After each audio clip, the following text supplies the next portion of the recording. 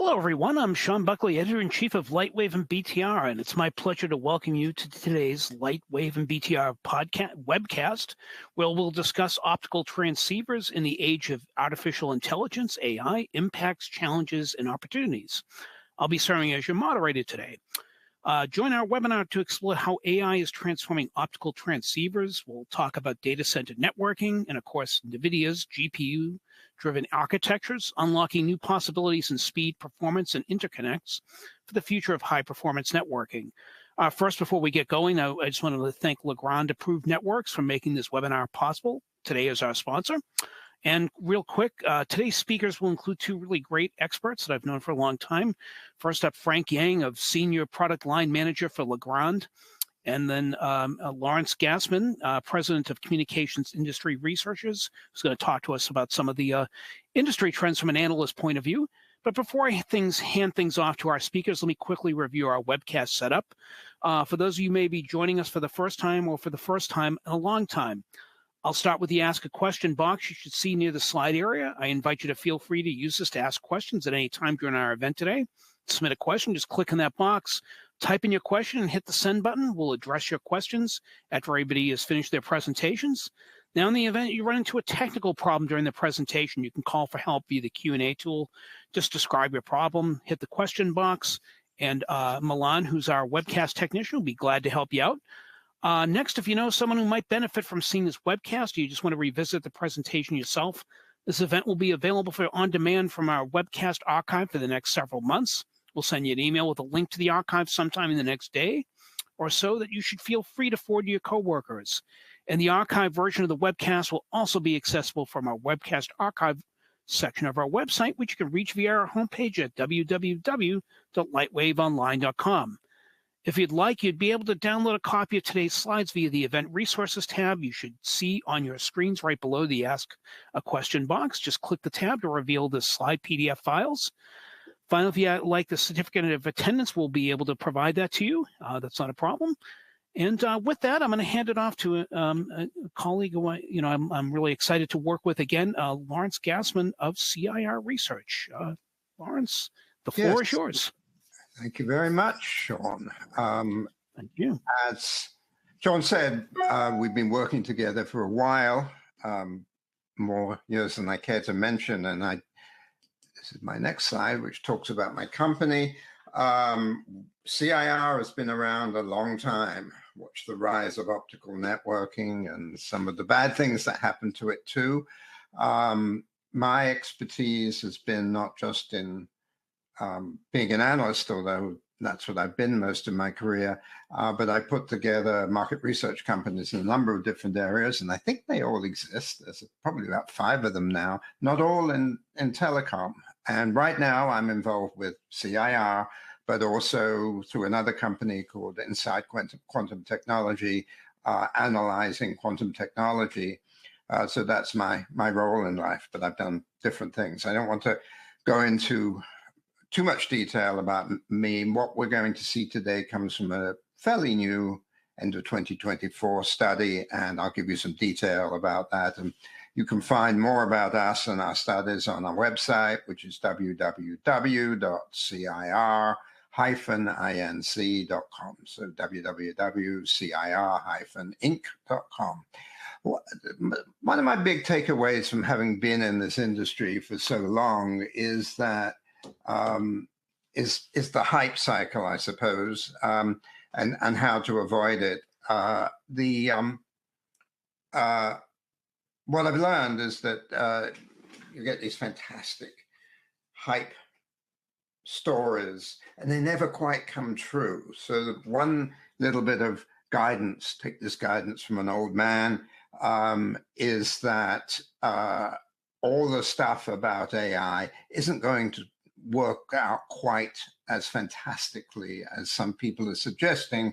And the numbers I'm going to use are dampened down numbers because I think that's how it's going to be.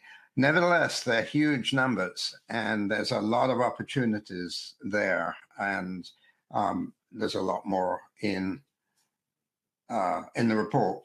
The second thing, and this has been true pretty much forever, I think, one of the features of the telecom industry is that we like to reuse things.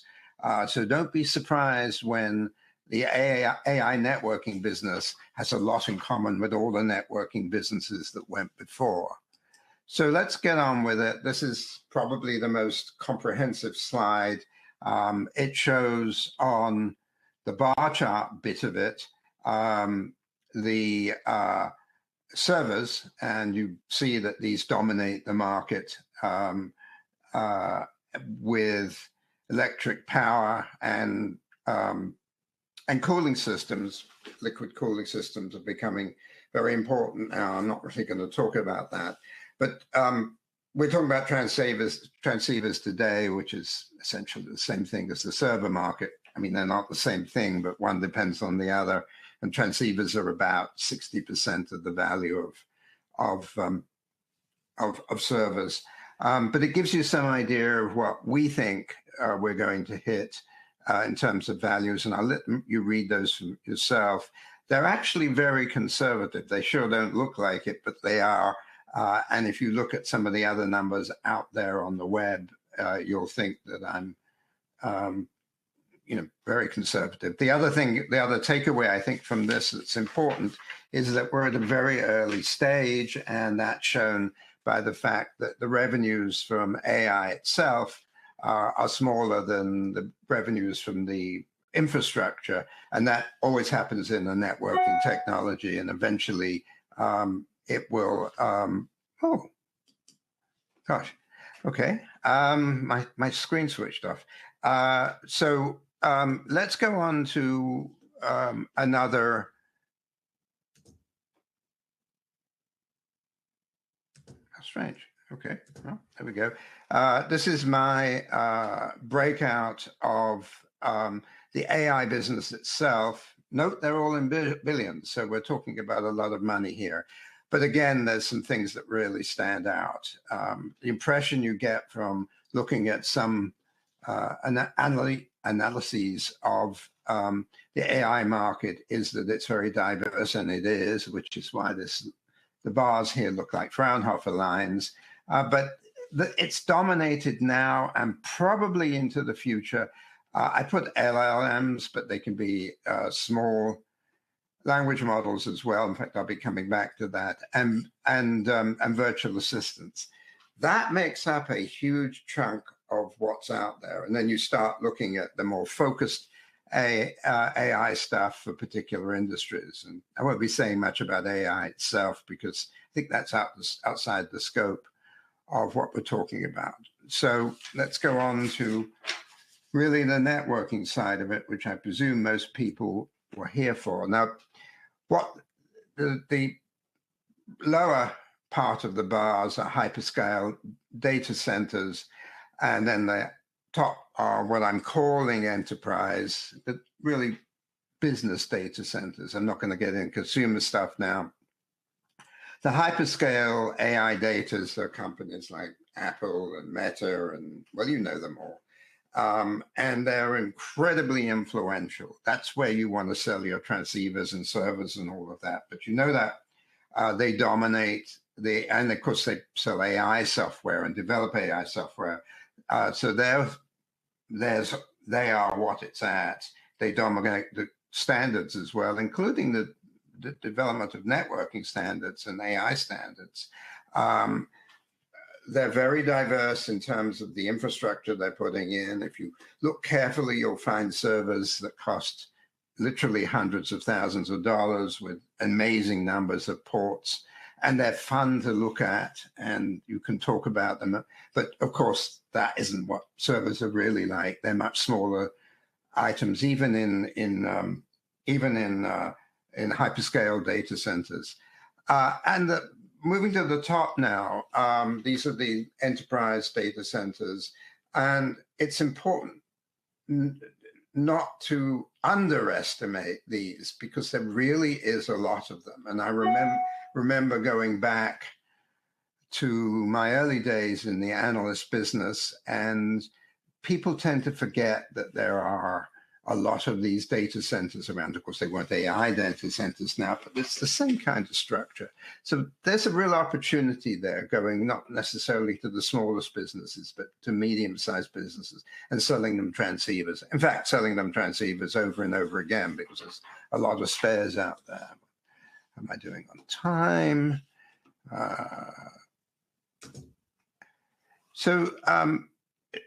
This is, I'm not sure this is the central theme of my talk, but it's in a way the most important slide. And it's the survival of Ethernet. And this is really what I was saying at the beginning. We reuse ideas. Began a long time ago when switches were bought as core switches and gradually moved down at the edge. And here we are decades later. And now we have ultra Ethernet, and I think that's going to dominate the AI space. And you can see the distribution of how we think the speeds are going to go. There's still a little bit of 100G and 200G at the beginning of this time, and then it gradually moves up to 3.2T. And you can see that it actually drops a little, and that's the forecasting model I built to some extent. And prices go down, obviously. But I'll come back to this on integrated optics. We thought that for a long time, that integrated optics and co-packaged optics were going to be what really dominated in the AI center, and it sort of isn't. First of all, co-packaged optics is it was going to start at 400G, and it's pretty clear that's not going to happen. And then it was going to start at 800G. That's what they told me at OFC when I went there a couple of years ago anyway. And that didn't happen. So you might begin to see that technology, or maybe not under that name, begin to emerge quite soon at 1.6 and then 3.2.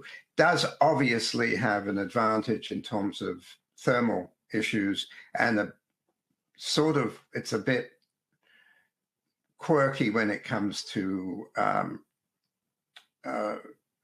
pluggables. I mean, it's not the most attractive thing. So we'll see. But I think there has to be a role in integrated optics. There's going to be a life beyond the Ethernet, I expect, but not just now. Power consumption, I'm not going to talk much about it, but it's important to remember for the main thesis I'm going to be bringing to this. And the big news is that nuclear is going to be revived. Who would have thunk this? You just can't do it any other way. You can lead to efficiencies, and that's how I'm going to end my talk.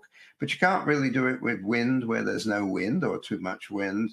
You really can't do it with solar power. There just aren't enough solar panels in one place, and rebuilding grids is an amazingly expensive thing to do. So nuclear is it, and we're going to see more of that in the near future. We've got just about every hyperscale company investing in nuclear. And I think that must be the most surprising conclusion, even if it's got very little to do with transceivers. I mean, nuclear hasn't. So final slide, I think I'm sort of on time. Maybe I'm a little early, but we'll get there. So you've got this enormous demand for power. You've got this enormous demand for cooling. You've got an enormous demand for transceivers, and we haven't mentioned latency yet. And one of the big problems, obviously, with this technology is, with AI technology, is that you have, on the network level, is you need amazing levels of avoidance of latency. And this all adds up to a problem. Yes, this is going to be a fantastic leap forward, probably quite a quick leap forward compared with what we saw with video, which is the most comparable thing. But one of the biggest opportunities really is in trying to find efficiencies that lead to the power problems and all the other problems, real estate problems, actually. being less of a problem, and there's no quick way around this. So here are a few that I'm recommending, and we discuss in detail in the report. Small language models. They're not talked about very much, but they work quite well for certain problems. You need less compute. They're more secure, just because they're more compact. They use less energy, which is sort of the same thing as the compute thing. And if you're going to stuff them into an edge network, they're better than billions and gazillions of programming steps that take place with large language models. So that's something to look at. QPUs versus GPUs. This is getting into my work on quantum. There's now a debate going on. You might have seen some part of it with Jensen Huang and from Nvidia. Quantum processors are potential, and I think this is what he was talking about, although it didn't quite come out this way. Quantum processors are potentially much more efficient than GPUs, but they barely exist at the moment. They do exist, but I think we're looking at just south of $1 million for one of those. I don't know what GPUs cost exactly, but it's not that. So we'll be going to be using GPUs in servers for a long time, but QPUs are sort of hanging out there. Then my point about integrated photonics, obviously we're using more of that in transceivers as well, and that's not a new story at all. But something like CPO has to come along, and as a footnote, it would be a good thing too for the industry, because it's a little difficult to innovate and become a thought leader and become a well-funded startup in Ethernet. Yes, there are opportunities, but if you look at the people who are pushing ultra Ethernet, a lot of them are, I can just remember the first Ethernet modules, and it's the same companies. Small modular reactors we've talked about, that's the small nuclear reactors, and then good old supply chain efficiencies. Not to be overlooked just because they're boring, they can be very effective. When you're designing your data center, you want someone who knows about data centers and just put this thing together in planning, can cut a lot of costs.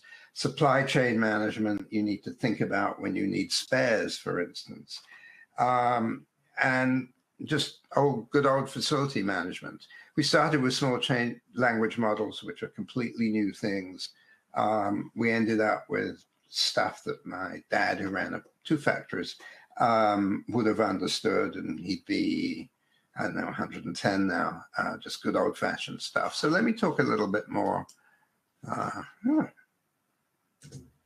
about the report. You can find out more and actually purchase it on our site.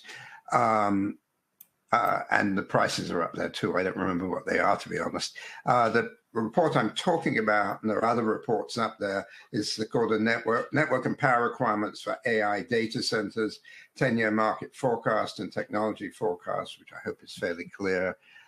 We assess what the data requirements are, and then look at novel products that are beginning to emerge, and then discuss technology patterns, most of which I've already looked at, and then do a pretty granular forecast of the AI data center market. I don't think there are going to be surprises in there, other than the numbers, which may be a little lower, but are much more realistic than you might have expected. This is our contact. That's my phone number. You can feel free to call day or night. I won't answer at night, but you're welcome to call. And you can either email us as our info at cirinc.com, or my my email, I should say, which isn't up there. It's Lawrence at cir-inc.com, and we'll get back to you in 24 hours. Again, our website is www.cir-inc.com. And by the way, I meant to mention this, and I guess it's because it's so new. I have a newsletter that kind of discusses my interests. It's on LinkedIn now, and will be going commercial inside of a month. So with that, Want to thank you all. There'll be a question and answer session later on. Happy to be involved in that. Happy to help in any other way. Thank you very much. All right, thank you, Lawrence. This is Frank Yang here from Legrand. Glad to be here, and thank you for joining us. The topic today is optical transceivers in the age of AI. So I thought it would be good to start with a quote from a CEO and the founder of Nvidia, Jensen Huang. The best way to predict the future is to invent it.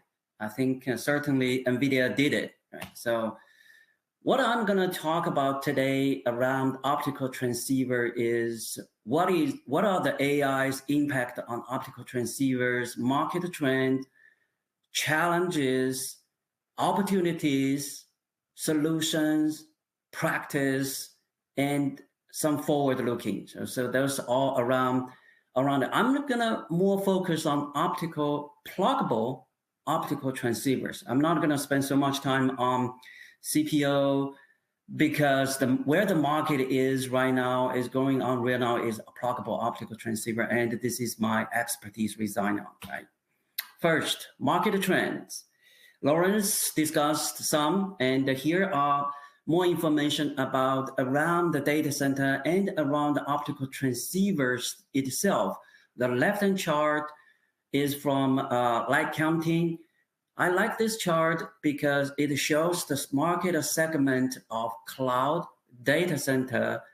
The optical transceivers sell into the segment. It's a segment, right? Cloud data center. As you can see, the purple bar is the 400 gig transceiver sales.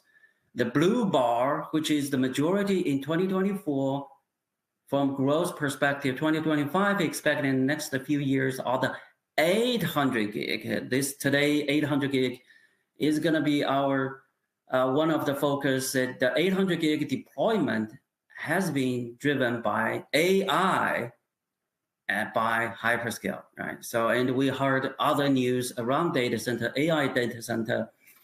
Particularly here has an interesting one. Lawrence touched about the electrical power. Yes, data center power demand is forecasted to be growing, substantially growing from 2023 to 2030 at a CAGR of 22%. Be honest, AI is one of the big challenge for AI is not about the technology, it's not about the lack of smart people. It is, can we keep up the power for the demand, right? Can we keep up the power? But 800 gig around transceivers has been dominating in the growth because of the AI.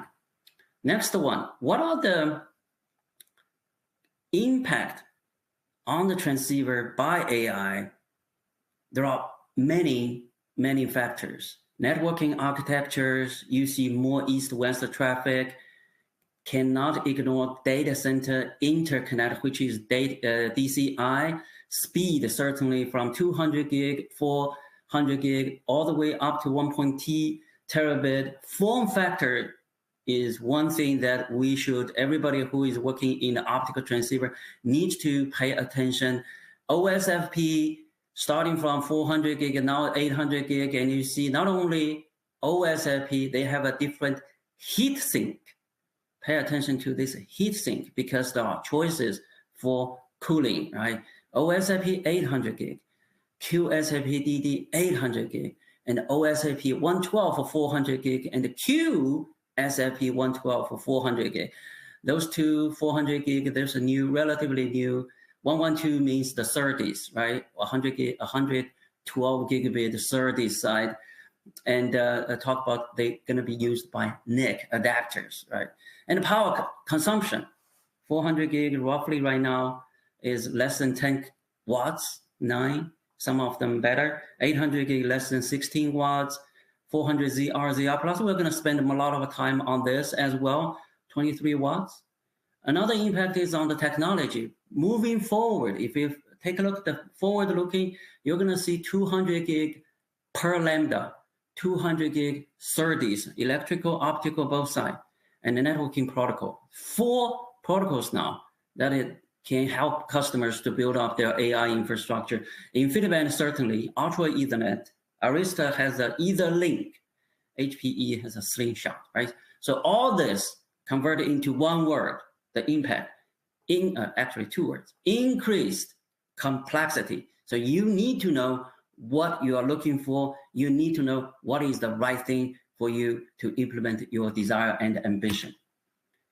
I want to level set on the data center infrastructure because we're going to talk a lot about the architectures, networkings.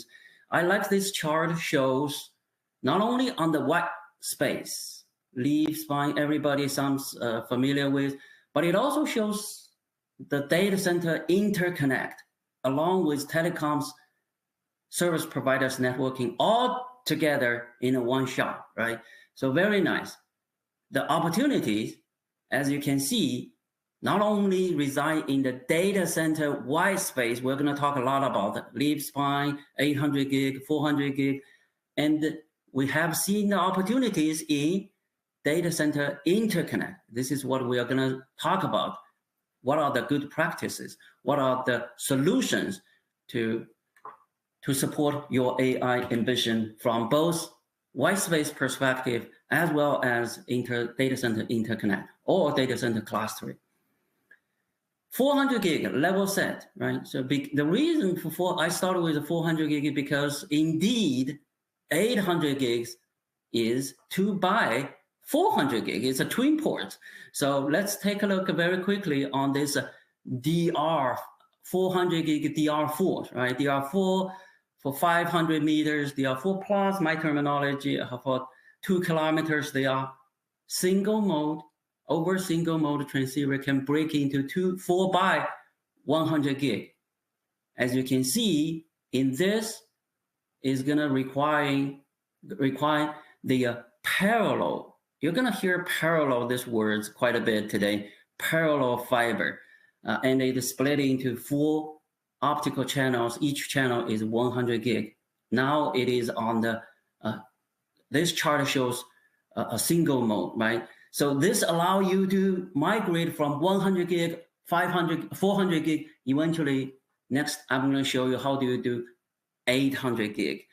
This parallel, 4 by parallel, very perfectly line up with Legrand's claim that using very small form factor connectors, right? MDC, it perfectly line up this 400 gig breaking into 4 by 100 gig. That's parallel, 4 by parallel fiber. Next one is the multi-mode. You may ask, hey, do we have the similar thing in the multi-mode? Yes. If you use a 400 gig SR 4.2 BiDi, fan out to 4 by 100 gig SR 1.2 BiDi, right? Again, so 4 optical pairs, 4 optical lanes, 4 pairs. You can see is on a multi-mode side. Again, this allow you to migrate from 100 gig to 400 gig, and eventually next time next few slides, I'm gonna show you how to move it to 800 gig. Because of using parallel multi-mode, and it's a 4 by pattern, right? 4 by pattern.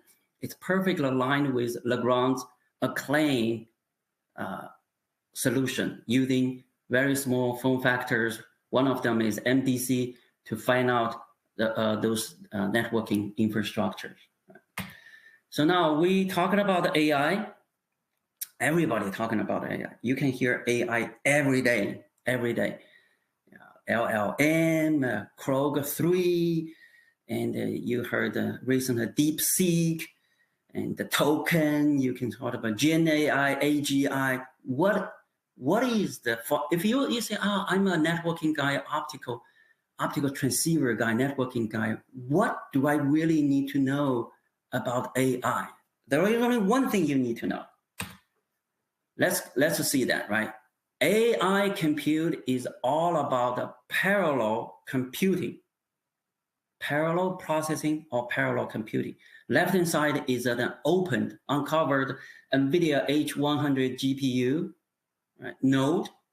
On the right-hand side is basically the most simplest way to show what is actually a GPU node inside. It has a CPU, it has 2 GPU connected, and then that's basically a node of a GPU system, right? GPU, you see what's opened the box, what inside it is. Okay, that's from the simplest architecture. You can see it's a central processing unit connected to 2 graphic processing unit, and the AI compute is all about parallel computing. What does that really mean? So let's start with GPU. You are all familiar, right? We're all familiar. Analogy would be, let's say you and your family go to a very nice restaurant. You sit down and order a 5-course meal for your family. The servant came and they give you one by one, serve you one course by one course. This is the analogy for a normal compute workload by CPU, sequentially, but you steadily, right? GPU, different. Graphic process, imagine the analogy is you're gonna serve 10,000 people lunch at one time. What are you gonna do? You're gonna package all the food. This is your packaging your data, right? AI, they do a lot of things to package data before they process. And then they parallel processing those data in one shot. So this is difference between AI versus the regular one, right? So that's the analogy. Now let's jump into deeper. If you like me, I want to know more about what Nvidia, who is leading the wave. Nvidia have a lot of systems, a lot of generations. You may or may not be keep up with. And I spend hours and to come up with nice chart you cannot find anywhere else. On the vertical side, on the horizontal side, you have Nvidia's GPU chip, A100, Hopper 100, Blackwell B200, Grace Blackwell GB200. That's the chip. It's a building. That's an essential building block. And then on the vertical side, you have the system DGX, Nvidia's brand, right? After that, each system has their own form factors, how many GPUs they have. Key, this drawing, the diagram shows the networking aspect. As you can see, using the middle one, Hopper H100 or H200, right? H200 is just a better performance than H100, but it's all Hopper architecture. You see, it has 8 GPUs, 2 CPUs. It has a key things pointing out. It also has 4 OSFP cages, and each cage has 2 ports, 2 400 gig port. The key point here is from a node perspective, each GPU has a 1-to-1 ratio about a transceiver. That's a NVIDIA's reference design, right? And also you can plug into those QSFP112 Connect X7 or Bluefield-3. Those are 400 gig adapters that you can plug in, right? So NVL72, the latest one, GB200, that's a rack scale system. It has a traces in it, rack system, and the external connection is through the Connect X or a Bluefield, right? So this is a very nice chart to show the relatively system performance scale by generation of system. Deep in, if it's a networking reference designed by NVIDIA, and it shows the GPU, if you count the optics in the fabric, leaf spine fabric, I'm gonna show later, leaf spine fabric, there is a ratio you have to maintain that in order to perform non-blocking performance.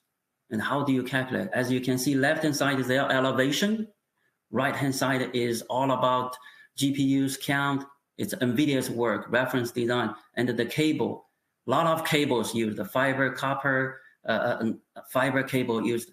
My point here is there is a ratio when you design the AI network for AI application in the data center, you have to maintain a certain ratio.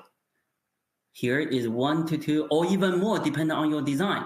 1-to-2 means each GPU is gonna have at least one 800 gig or two 800 gig optics transceivers to match in order to design to maintain the ratio in order to achieve non-blocking.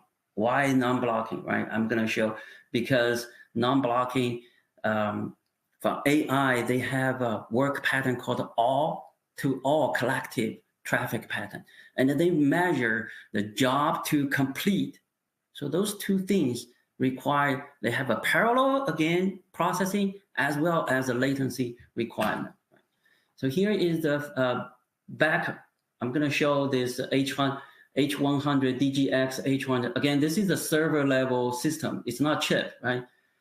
It's a DGX node level. They call it a node. In the middle, you have a 4 OSFP twin port. Each cage has 2 ports logically. And on the right-hand side, left-hand side, right-hand side, the blue circle, you can plug into Connect 7 or blue field DPU, right? Adapters. Connect 7 again is 400 gig adapters, right? So far, blue field 3 as well. So these are the networking interface. Again, you have to maintain in order to design the network fabric to be performed optimum for performance, non-blocking performance, in order to do all, to support the all-to-all collective traffic pattern, and to support optimized job to complete time, right? JCT. They measure it. It's how your AI performance. How do you measure the AI performance? Those two. Here shows the architecture, right? You can form a spine and the leaf in the middle, and then your node. It doesn't have the yellow fabric indicated single mode. The aqua one indicated the multi-mode, right? A different transceivers you can use. I'm going to show more. You do not have to do that when you design. I'm just showing there are options in terms of a deep single mode optics for 800 gig, multi-mode optics for you to choose. Depending on your design, you can check them. If you use for multi-mode, 800 gig multi-mode, here is, you can make the use case of 800 gig to 800 connect, direct connect, or you can break them up. Like I mentioned, 800 gig is pretty much all 2x400. In the multi-mode case, use case here, up to 50 meters, we also provide up to 100 meters multi-mode OM4. You can break them into two, put them into two switch port, 400 gig switch ports, or a NIC, right? Can you break them into 4x200 gig? 4x200 is 800 gig? Yes, you can. Yeah, yes, you can. And there are QSFP56 200 gig transceiver you can plug into their Bluetooth Bluefield 2, connect 6, and to do that a 4x200. This is single mode, a multi-mode. What about the single mode, 500 meter? That's the DR, right? 2x DR4. We talked about the DR4 a few minutes ago, as when we level set. You can definitely do 800 gig to 800 gig using this DR8, or you can break them. Although it's called a DR8, it is actually 2 by DR4, right? 2 MPO 12 APC built in. That's basically pretty much all. Everybody is like that. And then you can break them into 2 by DR4. The DR4, we talk about that.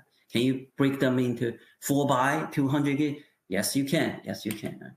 What if you say, what if I gonna go beyond 500 meter? What gonna beyond 500 meter? Or even go to a dominant data center, large data center is within the white space or within computer hall is 10 kilometers.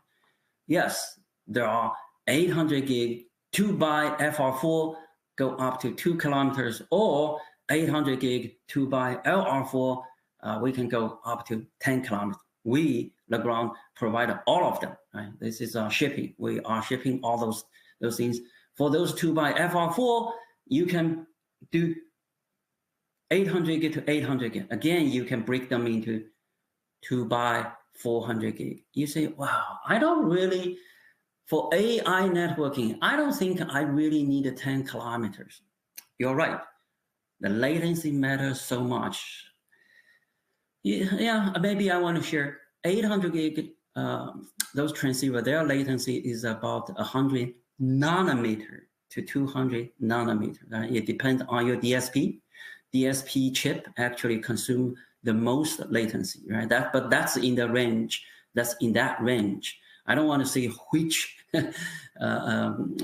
DSPs is latency is better. There is difference, but I don't want to see it here. But that is the 8 use cases for 800 gig. And you say, well, I don't really need 10 kilometers. That 10 kilometers or 2 kilometers give you the optical budget to build in some fiber management connections, right? Each connection, let's say use a patch panel, they actually optical loss. Then 2 kilometers FR4, 2 by LR4 give you the optical budget. You do not have to go to 10 kilometers, but it give you the optical budget to build for fiber management, right? So here is Legrand's AI solution. I know it's an eye chart, but it shows the Nvidia compatible or MSA compatible 800 gig VR8, SR8 for 100 meter, and DR8 for 500 meter, DR8 plus, DR8 plus plus, right? FR and FR4, 2 by FR4, all those things. LR4, all those things. We have them. And also those 400 gig, the descriptions, part numbers, even the web link you can show, you can use, right? More choices. Key thing is this is not the whole solution. We have 200 gig as well. We also have the direct attach cable, active copper cable. We are building active electrical cable, AEC, ACC, DAC, and AOC. You can't list, I don't want to list all of them here, but ask us. You got more choices. Now, I mentioned before that from so far, I talk all about 800 gig AI infrastructure around what?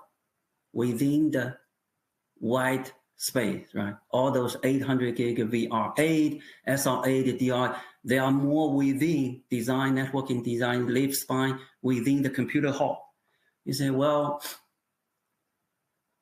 up to 90% of AI data center traffic, because of the all-to-all collected, up to 80%, they are all east-west traffic, east-west traffic. That gives a lot of pressures, data traffic demand on the data center interconnect or data center clustering.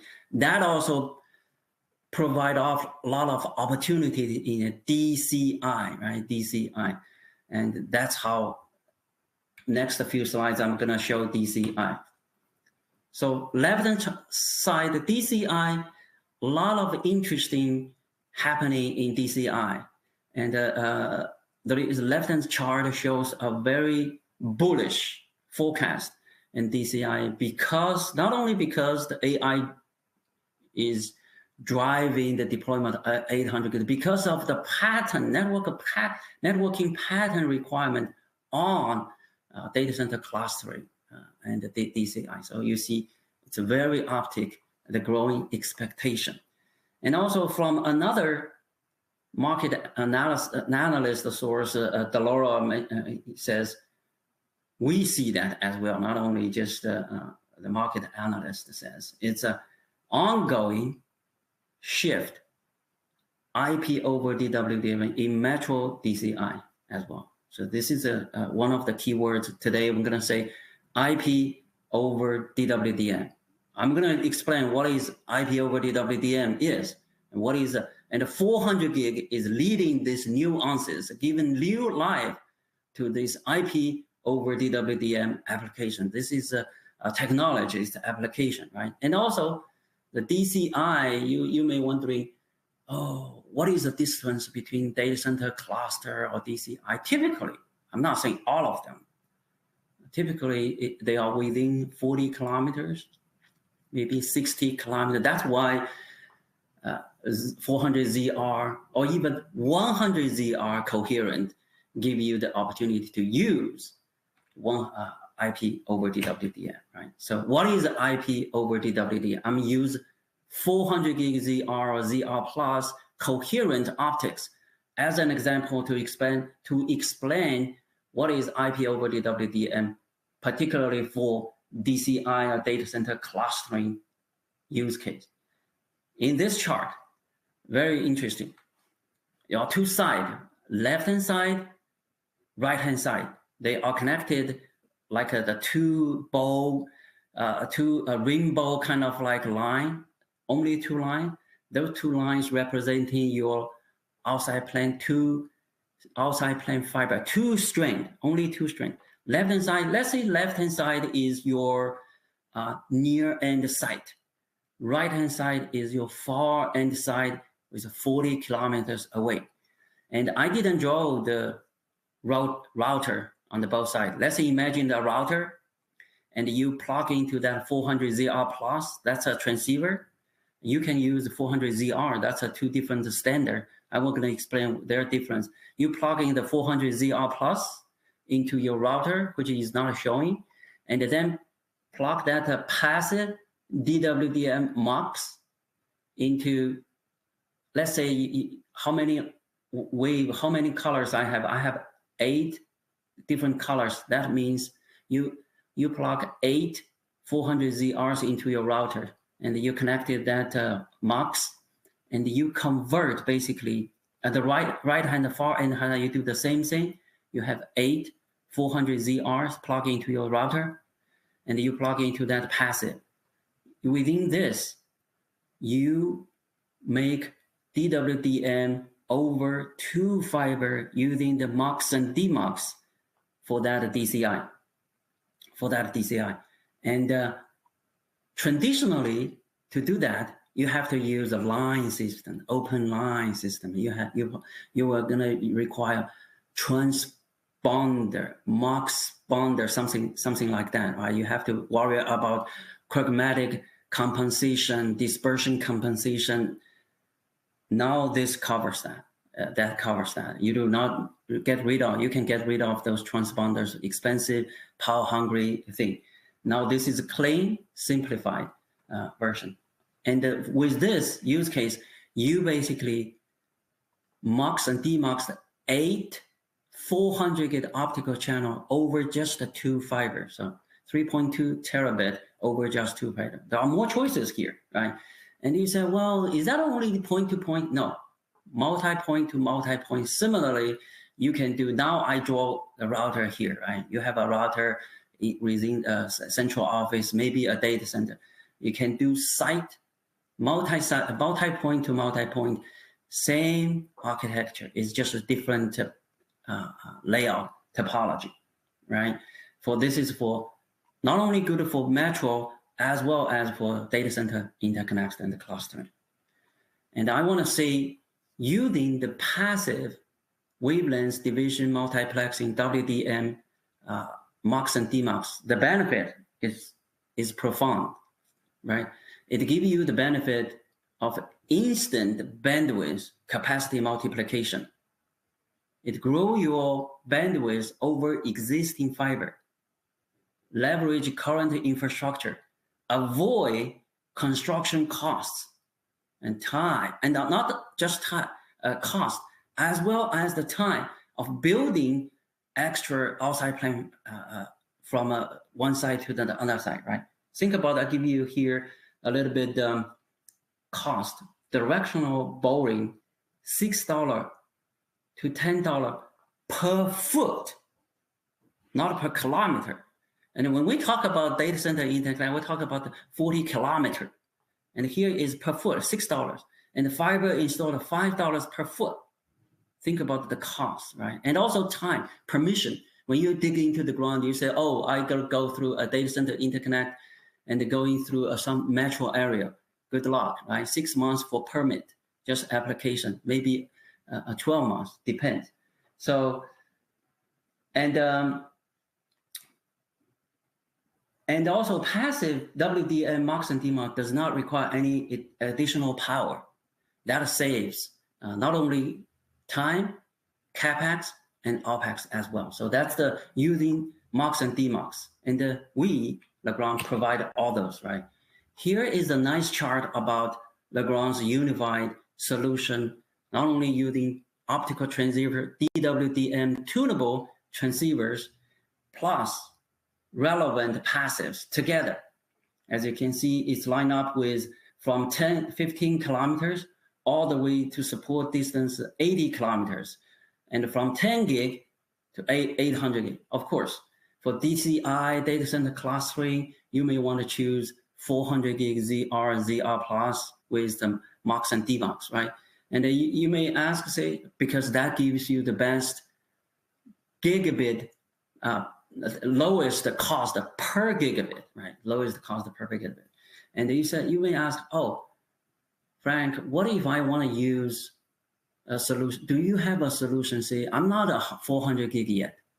I'm doing clustering, but I only need 100 gig. Can I have 100 gig? Yes, there is 100 gig ZR QSFP coherent that we are shipping right now. You can use the same diagram, same architecture, but using 100 gig that can support up to 80 kilometers, right? So that's very nice. And that's the chart shows what we have. If you say, well, you are not on the AI, for example. Let's say you are in a wireless tower business. Well, we have a 10 gig tunables, we have 25 gig tunable, we have a passive, all can come with those 10 gig to provide a building, commercial building to building, a wireless tower, all those things. I'm actually talking to a customer. There is a huge potential talking about exactly using 25 gig tunable, 15 kilometers iTemp, right? So which is on the left bottom corner that we're talking about. That's a 5G deployment. And this is a chart that shows, again, our solution give you the nice, the part number, descriptions, all those things. The first sections are those transceivers. I only listed 400 gig and 100 gig coherent, right? And the second portion is the 4 channels, 8 channels, 44 channels, those mux and DMUX. They are passive. They are passive, right?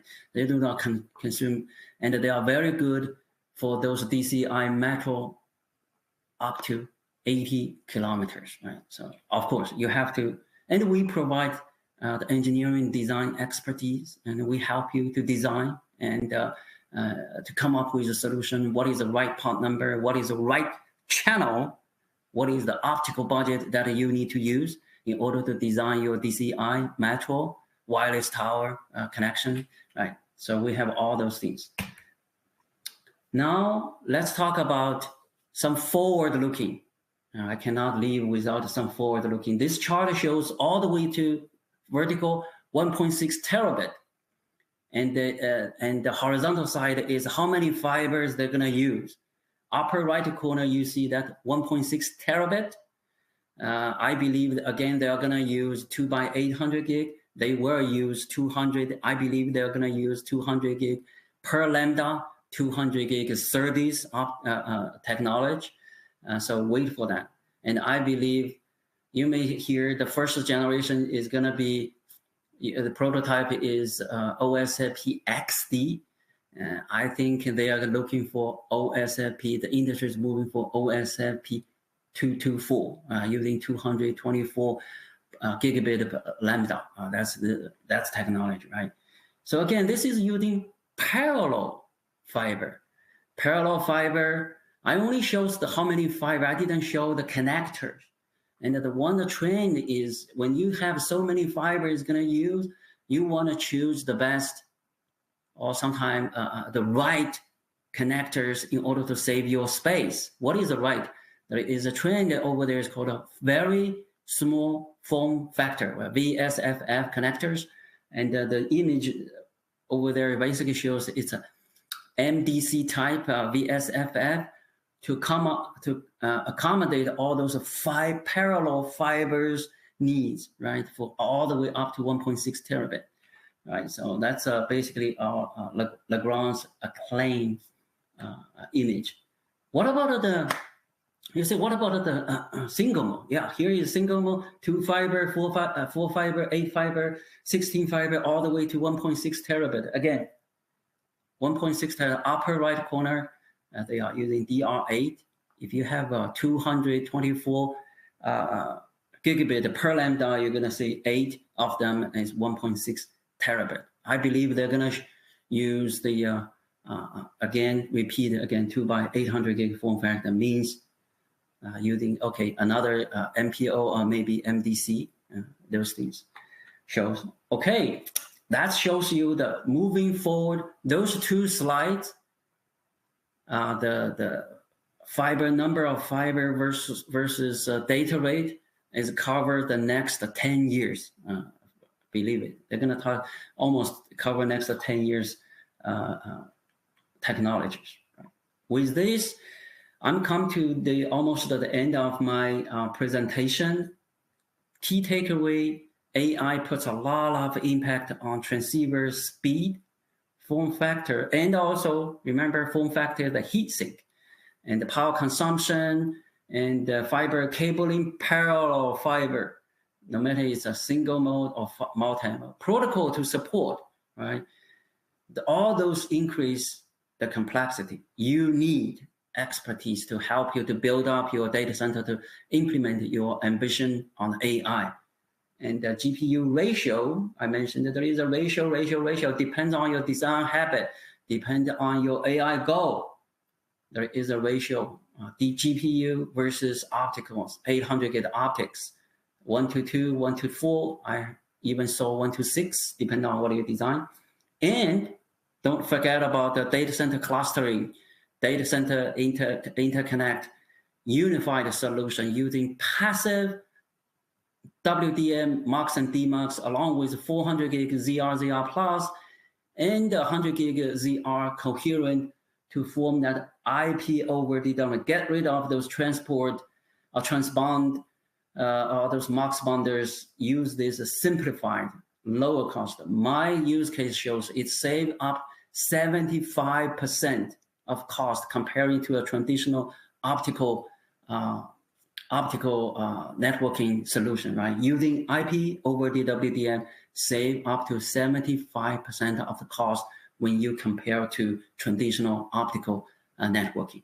So tremendous opportunity there, good practice. And with that being said, I get back to Sean. Hi, Sean. Hey, how are you? Yeah, geez, we could even have a whole nother, with your last statement, maybe we should have a whole new webinar just on IP over DWDM, but maybe that will be next time. Yeah, well, thanks everybody.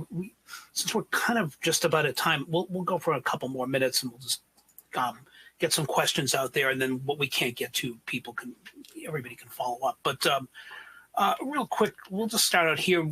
You know, what do you see as the biggest market opportunities that AI data centers for equipment and transceiver makers? Both of you guys can answer that. I'm sure Lawrence from his perspective as an analyst, and then Frank over to you. Then we'll maybe go do a couple more after that. Yeah. Go ahead, Lawrence. Yep. Yep. Are you on mute? I think you're on mute, Lawrence. Sorry. And now I'm not, hopefully. No, yeah, we can hear you now. So I think the biggest challenge, which challenges turn into opportunities, is something I didn't mention, which is latency. I don't think we quite know how to do latency with AI yet. It's an order of magnitude, if not more, than the video problem, and we fixed the video problem.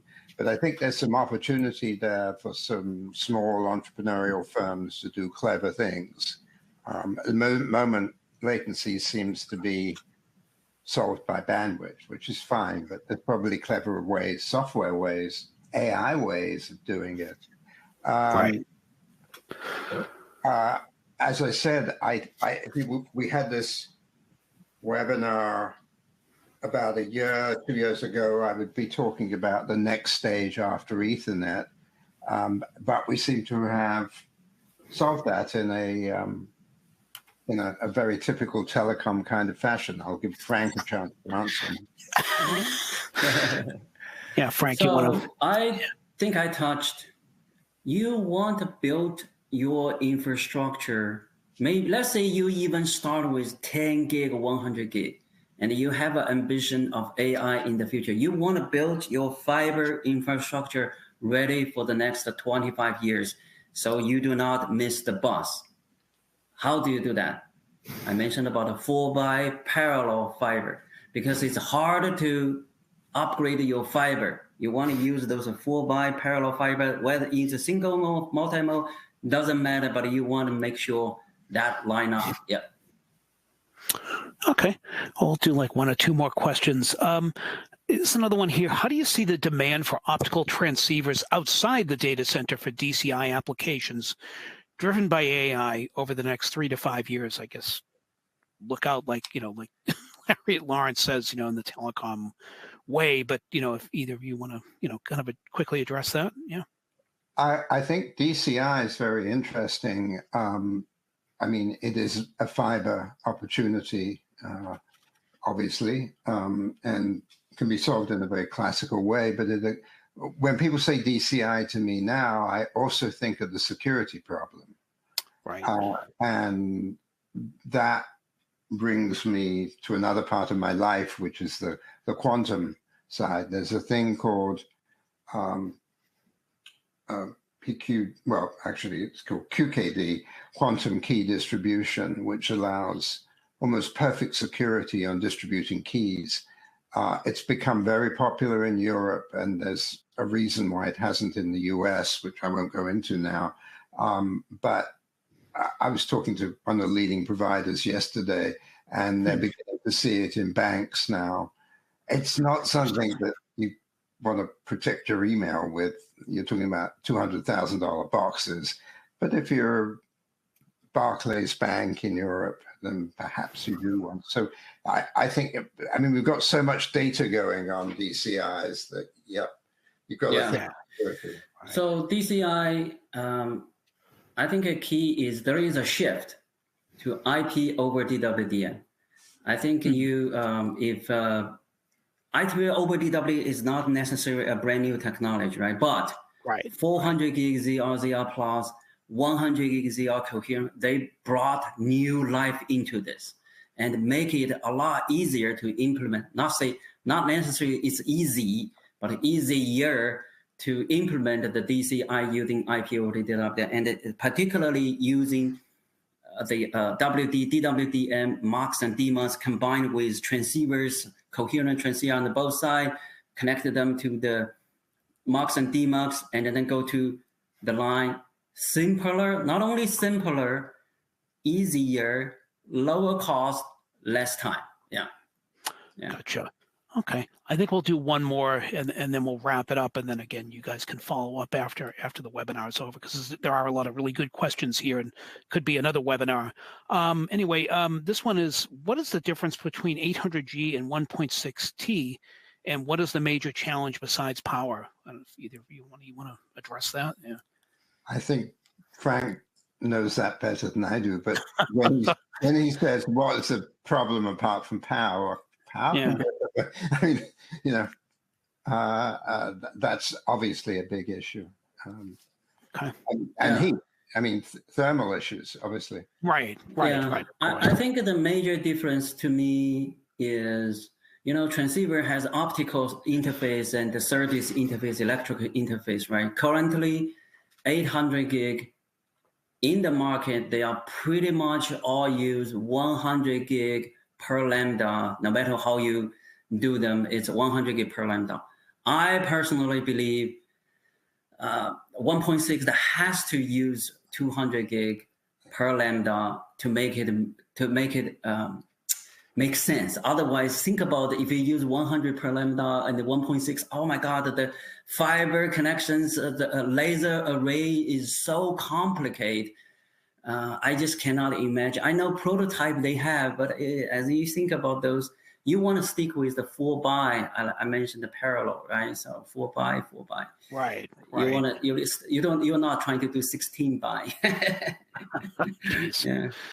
Well, someday. But well, great. Thanks to both of you, and I'm really pleased to, again, I think this was a really great discussion, and we could have several other discussions, I'm sure. But like I said, you will get, we will follow up with the questions we didn't get to. Both of the Lawrence and Frank will follow up with other questions, and hopefully, maybe this will spur on other new webinars that we'll do in the future. But again, thanks to both of you for your great perspective. I'm learning some new things as I do in every webinar, so that's great, and look forward to talking to both of you about IP over DWDM and all the other topics we talked about today. I think there's a lot more to talk about, and also the audience, thanks for sticking around, and thanks for your questions and your perspective, and for attending today's webinar. And thank you very much, and have a great afternoon. Thank you. Thank you. Thank you, Thanks, everyone. guys. Bye now. Thank you. Bye-bye.